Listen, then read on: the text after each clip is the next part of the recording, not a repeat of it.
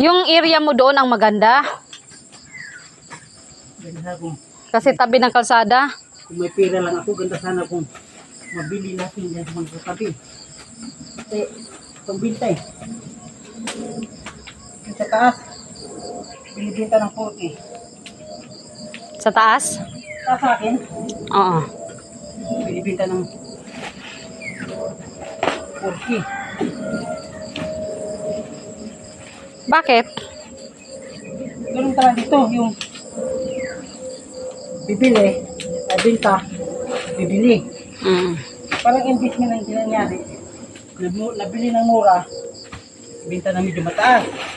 Bibili naman sa ulit. Ang nangyari dito.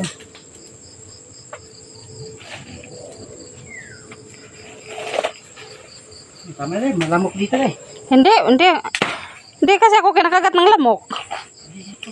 Hindi kami nagkatol kagabi.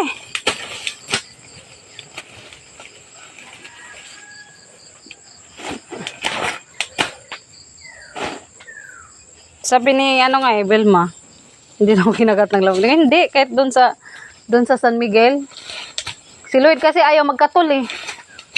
Yung taong ganun. Sakit daw sa ulo.